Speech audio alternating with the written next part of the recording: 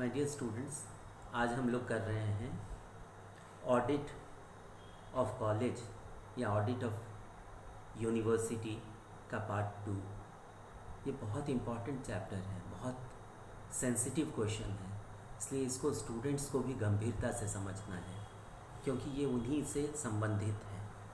My dear students, I am doctor Kumar A.N. Shahdeo, HOD commerce, Marwari college Ranchi, a constituent and autonomous unit of Ranchi University, Ranchi। My dear students, हम लोग के लिए बहुत ज़रूरी है कि ऑडिटर बहुत गंभीरता से audit of sources of income को देखें। कॉलेज में या यूनिवर्सिटी में सोर्सेज ऑफ इनकम क्या होते हैं? स्टूडेंट से जो फीस मिल रहा है वो, जो UGC से ग्रांट मिल रहा है वो, किसी लोकल बॉडी से या गवर्नमेंट से, स्टेट गवर्नमेंट से जो ग्रांट्स मिल रहा है वो, उसका सदुपयोग होना चाहिए। जिस उद्देश्य के लिए वो प्राप्त हो रहे हैं बिल्कुल उसी में लगे, किसी दूसरे जगह ना जाए पैसा। अगर दूसरे जगह चला गया तो इसको डेविएशन ऑफ फंड माना जाता है और ये बिल्कुल गलत चीज़ होता है। तो ऑडिटर की पहली ड्यूटी है कि वो बहुत सीरियसली इस बात को चेक करें कि जो पैसा आया है वो जिस उद्देश्य से आया है वहाँ प्रॉपर उसकी रिकॉर्डिंग है और उसी में उसका यूज़ हो रहा है, एप्लीकेशन हो रहा है। इन बातों को देखें। तो इसमें हम लोग पॉइंट वाइज जाते हैं। The sources of income of an educational institution are fees from students, grants from the government और लोकल अथॉरिटीज़ और university grants commission UGC, subscriptions and donations, income from investments, etc. The auditor should note following points in this regard. अब income from investment ये अपने आप में accounts के point of view से बहुत खटकने वाला चीज़ है क्योंकि ये तो है no profit no loss basis में चलने वाला चीज़। यहाँ जिसको कि हम लोग कहते हैं नॉन ट्रेडिंग इंस्टीट्यूशंस या नॉन ट्रेडिंग ऑर्गेनाइजेशंस में आता है ये। तो यहाँ तो सरप्लस होना ही नहीं चाहिए, प्रॉफिट होना ही नहीं चाहिए, जो कुछ है वो तुरंत यूज़ होना चाहिए स्टूडेंट्स के हित में। लेकिन एक चीज़ है, हर एक कॉलेज का, हर एक बड़े यूनिवर्सिटी का एक फ़ंड होता है अपना, जो इमरजेंसी के लिए रखा जाता है, जो FDR में होता है।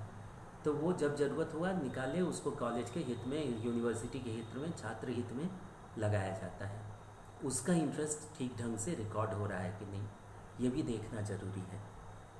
तो इसमें हम लोग एक एक पॉइंट पे आएंगे।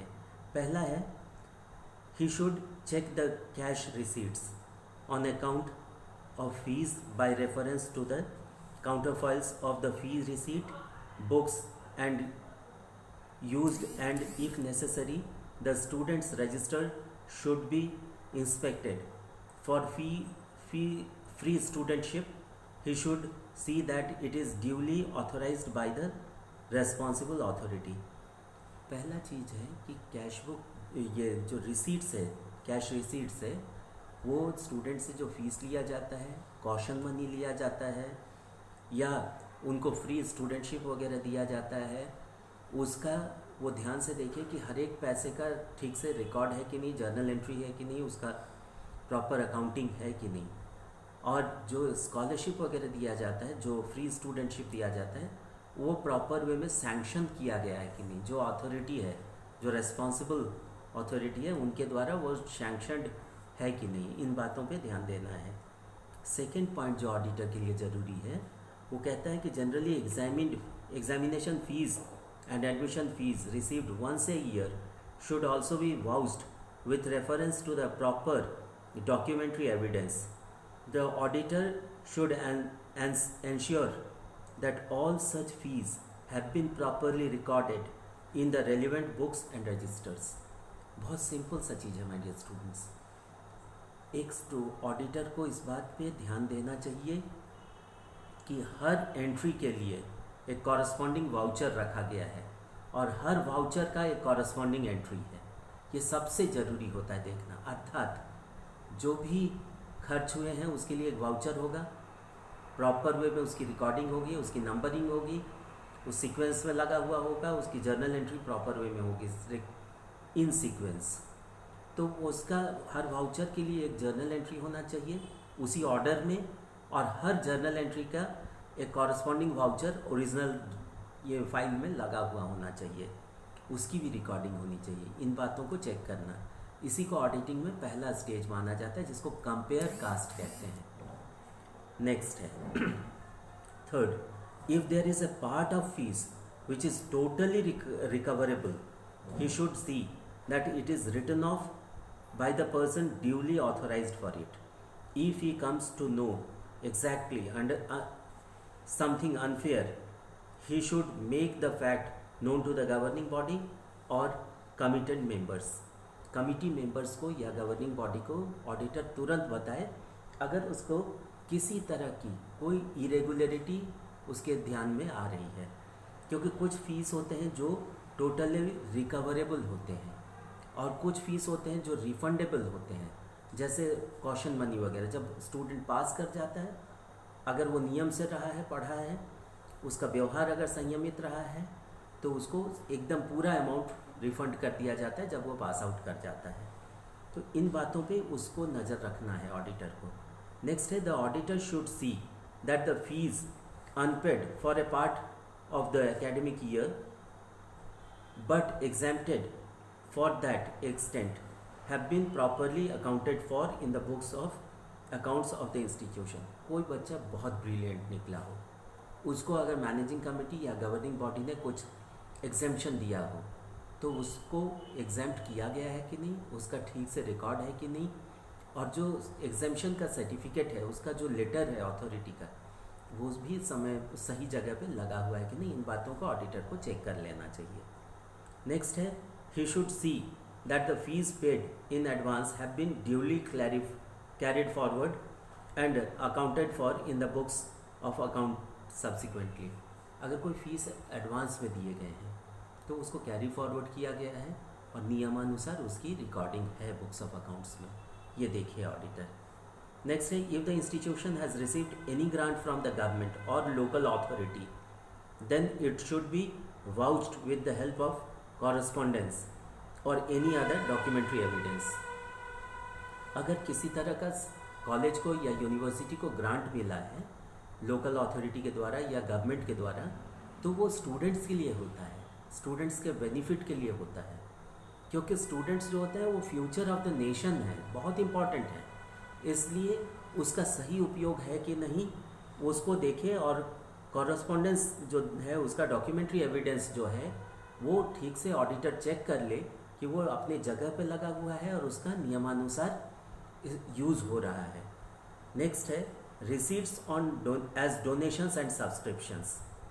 बहुत तरह के डोनेशंस आते हैं अच्छे एजुकेशनल इंस्टीट्यूशंस को, सब्सक्रिप्शंस आते हैं, तो वो ये ऑडिटर ये चेक कर ले उसके एनुअल रिपोर्ट में वो आया है और सही तरीक़ा से आया है, पूरे रकम में आया है। और such receipts be checked with the counterfoils of receipts issued in this regard। The cash book should also be checked। He should ascertain that such receipts are being utilized for the predetermined purpose। जिस उद्देश्य के लिए वो आए हैं उसी में वो लगे, ये बहुत ज़रूरी है। किसी भी संस्था का जो बढ़िया स्टूडेंट रहा हो, पास स्टूडेंट से जो निकल चुके हैं वहाँ से, उन लोगों को उस कॉलेज से, यूनिवर्सिटी से एक अपनापन होता है, आत्मीयता होती है। वो उस कॉलेज के भले के लिए कुछ ना कुछ ऐड करते हैं, अपने तरफ से कंट्रीब्यूट करते हैं, वो उसी उद्देश्य में लगना चाहिए, उसका दुरुपयोग ना हो। इस बात को ऑडिटर देखे, क्योंकि ऑडिटर जो होता है वो सेवियर ऑफ द इंस्टीट्यूशन होता है, वो प्रोटेक्टर एंड प्रोमोटर होता है किसी एजुकेशनल इंस्टीट्यूशन का, और इसलिए ये बहुत ज़रूरी है। नेक्स्ट है, if there are old and heavy arrears on account of fees, dormitory rent etcetera, those should have been brought to the notice of the management and the auditor should note the action taken in such as cases. अगर कोई लंबा बड़ा arrear रह गया हो students के तरफ से फीस के मामले में या डॉक्यूमेंट्री रेंट के मामले में, हॉस्टल रेंट वगैरह के मामले में, तो उसको ध्यान में रखें और ऑडिटर ये चेक करे कि नोटिस दिया गया है कि नहीं समय से कम मैनेजमेंट अपना काम अच्छी तरह कर रहा है, ये इस बात से वो अपने को संतुष्ट कर ले auditor. he should be seen it should be seen that fines imposed on the late payments or absence have been collected useless excuses by the proper authority unless excused by the proper authority। अगर fine वगैरह impose किया गया students के ऊपर तो उसको collect किया गया है कि नहीं समय से और उसकी रिकॉर्डिंग है कि नहीं, इस बात को ऑडिटर चेक करे। हाँ, अगर उन बच्चों को एग्जेम्प्ट किया गया है तब उसका भी प्रॉपर सैंक्शन होना चाहिए, प्रॉपर लेटर होना चाहिए, उस चीज़ को चेक कर ले ऑडिटर। नेक्स्ट है the hostel account should be checked in respect of both fee collected and expenses incurred. Hostel के मामले में फ़ी का जो बच्चों से कलेक्शन हो रहा है स्टूडेंट्स से और उनका जो जिस पर्पस में एक्सपेंडिचर होना चाहिए, ये दोनों को वो बोथ साइड ऑडिटर ज़रूर से चेक करें। इसके बाद होता है he should see the caution money be paid and other deposits made by the students during admission are being shown as a liability in the balance sheet and have been adjusted as revenue unless they are non refundable. ये भी बहुत ज़रूरी है कि caution money वगैरह जो लिया गया स्टूडेंट से एडमिशन के समय में, अगर बच्चे ठीक से उसको समय में दिए हैं तो ये liability side of balance sheet में उसकी एंट्री होनी चाहिए। ये लाइबिलिटी इसलिए है क्योंकि स्टूडेंट्स जब पास आउट करते हैं तो उनको पूरा लौटा दिया जाता है, तो वो लाइबिलिटी में रहे और उनको और अकाउंट्स डिपार्टमेंट रेवेन्यू तो नहीं ट्रीट कर लिया है, रेगुलर इनकम में तो ट्रीट नहीं कर लिया है, इस बात को ध्यान से देख ले। अगर नॉन रिफंडेबल है तब तो रेवेन्यू होगा अकाउंट्स के नियम के हिसाब से, लेकिन अगर रिफंडेबल है तब वो लाइबिलिटी में ट्रीट किया जाना चाहिए बैलेंस शीट के लेफ्ट हैंड साइड में। इस चीज़ को ध्यान से देखिए ऑडिटर। तो my dear students, this is audit of sources of income of a college और एजुकेशनल इंस्टीट्यूशन, स्कूल और यूनिवर्सिटी। तो माय डियर स्टूडेंट्स, आप देख रहे हैं कि हम लोगों के एक्सपीरियंस से बहुत सारी चीज़ें पकड़ में आती जाती हैं। अब आता है कि अगला स्टेप क्या होगा, ऑडिट ऑफ एक्सपेंसेस और जो एसेट्स और लाइबिलिटीज़ वगैरह हैं उनका प्रॉपर ऑडिटिंग होना, मिसलेनियस का ऑडिटिंग होना। तो this should be treated as part 3rd of this case. Thank you very much and all the best.